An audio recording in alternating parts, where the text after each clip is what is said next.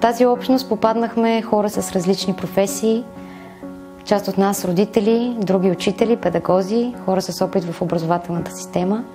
Всички бяхме водени от тази силна, този огромен ентусиазъм да създадем промяна и да създадем демократично училище в България. Училища, които работят на този принцип, вече съществуват от близо 100 години. Резултатите, които показват, са наистина впечатляващи. Съществуват повече от 1000 такива училища по света. Свободното образование е практика, която поставя личната свобода на детето в центъра на образователния процес. В демократичното учене децата не са обект на учене, те са субект, който активно участва в придобиването на знания. Ученето не е едно статично място, което се случва само в училище. Ученето е целият живот. Програмата ни е структурирана така, че има няколко занятия едновременно, така че пред детето е оставена възможност да си избере кое от в момента провеждащите се занятия му е интересно. Разбира се, ако се окаже, че нито едно от предлаганите в момента занятия не му е интересно, то има възможност да излезе на двора и да си играе, което ние също подкрепяме като решение. Защото знаем, че играта на двора също така добре поддържа детското любопитство, както и успешните занятия.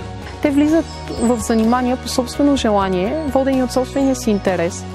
И съответно знанията, които взимат, имат много високо качество. Това е място, където за първи път видях деца, които учат с желание. И толкова хубаво да работиш с деца, които не ти се налага да ги викаш, не ги вкарват при тебе звънеца. Те идват, защото искат да научат точно това, което ти искаш да им дадеш. Те са готови да взимат. Те трябва да използват мисълта си и собственото си мнение във всяко едно нещо, което правят. Смятам, че това е изключително ценно в днешния свят, в който креативността е изключително важен елемент, но и много загубен в образователната система. Не е нужно повече да копираме информацията от един човек на друг човек, защото Google вече това го прави за нас. Днешният свят има нужда от иновации. Иновациите се създават от щастливи, свободни и отговорни хора.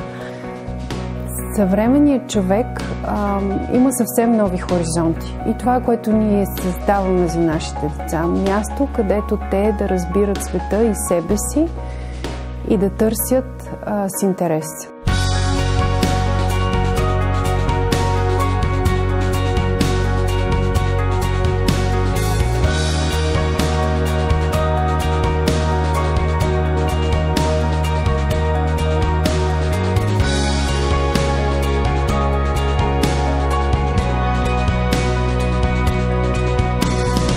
През тези 2 години и половина създадахме предпоставките за това да успеем да създадем това училище.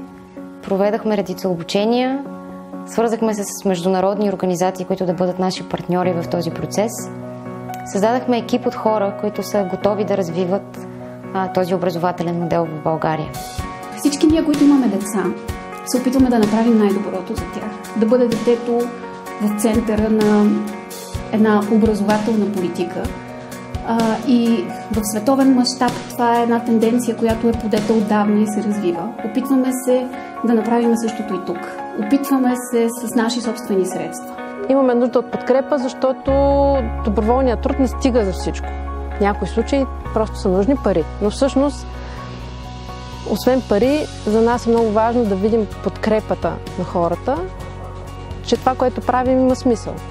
По този начин ще подкрепите промяната в България, разчупването на съществуващия модел, развиването му и опита да се настигне световната тенденция. Ще бъдем част от тази световна тенденция и най-хубавото е, че ще дадем възможност на повече деца да бъдат част от такъв образователен модел, в който средата, учителите, родителите са там единствено и само за да ги подкрепят и да работят за тяхното осъзнаване, развитие и изграждането им като личности, които допринасят за обществото и които променят обществото. Вашата помощ ни е необходима сега, за да се преместим в по-голяма, подходяща сграда, да оборудваме кабинетите в нея, да можем публично да обявим това, което правим, да го направим достояние за повече деца, да надградим и развиваме учителския екип. подкрепете ни заради себе си. Защото развитието на такава инициатива и въобще на такива инициативи е за бъдещето на всички ни. Благодаря ви и au revoir.